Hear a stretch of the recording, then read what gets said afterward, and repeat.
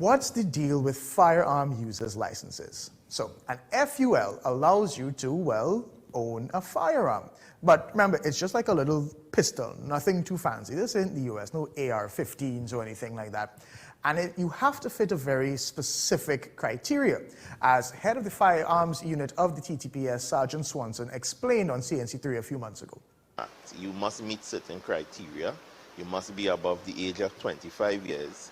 You must be in good standing with your criminal record, of course.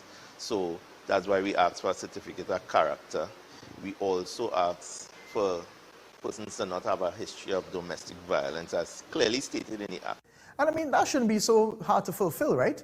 Be of sound mind, have no criminal charges, no accusations of domestic violence.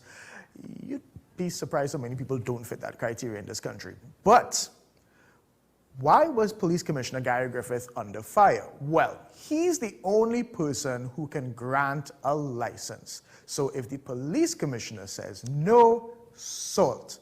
I mean, there is a review committee, but for the most part, salt. Now, under former Commissioner Stephen Williams, the process was essentially stalled. He barely gave anybody. But this commissioner has been very open and proud about how many FULs he's given out. Well, the backlog was really over 20,000, and that was very unfortunate. I think for years gone by, many commissioners will see that they will believe that the person, so many people should not be entitled. It is totally irrelevant on the view of the Commissioner of Police. So whether it is I feel that persons have a right to or they should not, it is irrelevant. The fact of the matter, there's a law, and the law mandates that persons have a right to apply for firearms, and if they adhere to all of the policies and the requirements, then they should so be given. Enter Denise Wren. Remember, Denise has been filing Freedom of Information requests to find out how many FULs were granted in the first year of the commissioner's tenure, and to whom.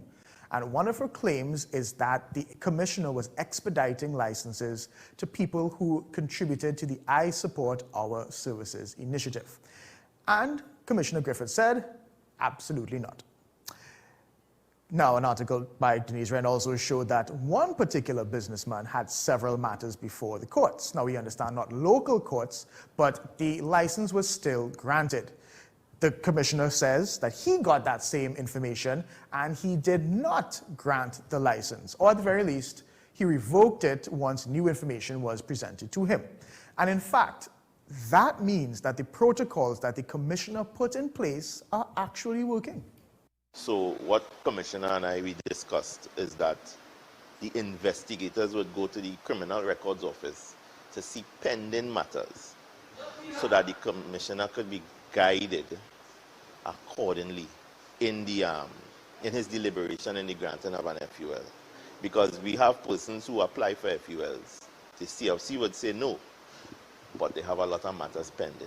So the question is, did Commissioner Griffith issue and then not issue this license on purpose? Or did it just slip through the cracks? Remember, Gary Griffith is now fast-tracking thousands of applications. What we have now is that a lot of people write the Commissioner of Police. And I do not know where he finds the time, but he responds to every single letter that he gets. And somewhere along the line, it's not impossible for things to be sloppy. But now, the burden of absolute proof is being placed on the reporter to show whether there was corruption or incompetence, or maybe just oversight. Either way, the commissioner doesn't look good, which may have been the point all along. But as we're here, even if it was a mistake, with more legal firearms out there, it's important for police officers to be even more vigilant with how they police the owners of firearm users' licenses. Because look at this video that's been circulating, where someone with a voice you might recognize threatens someone else with his firearm. And just so you know, that's really illegal. No one is supposed to know you have one. Ma'am, I have a gun in my hand. I do not want that dog near me. Okay, there is a dangerous dog act. There are children around the savannah. And I hear you. Because when I look at where the dog was and where the lady was, who you really had that firearm pointing at? where he's speaking about concealment, I think we need to, that is one of the firearm How situations much of that the needs to be addressed. 6,000 persons who have received FULs know that? Well, I'm hoping, and this is what the life 5 out of the 6,000. This is why I'm saying to you, I thought by now. 5,995 don't know. By now. So he didn't know or he didn't care. Because the guy in the video, that Gary partner, you know.